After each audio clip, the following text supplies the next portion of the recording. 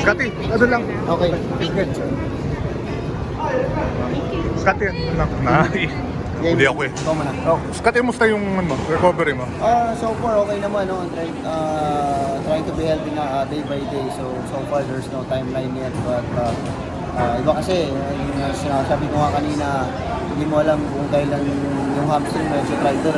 Akala mo okay ka na, pero minsan, the more you work na pinamadali mo, mas tumitigas siya. So, day by day talaga.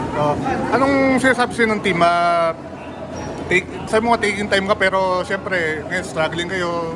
May rush ba o nakakabalik o ano? Of course, no, andun naman yung yun nga, nag-struggle kami. And as a team naman, sinasabi naman nila na need to take a rest muna and huwag madaliin. Day by day talaga. So, for me naman, of course, no, there's a sense of urgency sa amin na lahat. And of course, sa injury ko din. So, mas pinatry ko more na mas masipagan sa workout, sa rehab, and sa strengthening para makabalik siya. Yung timetable mo ba may factor na may Gilas next month tsaka Asian Games?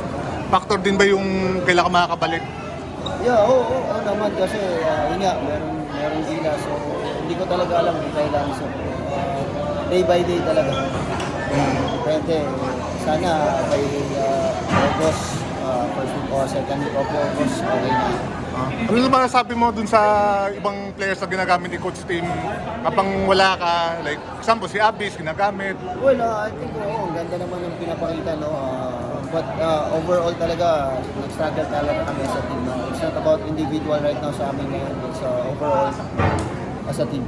Okay.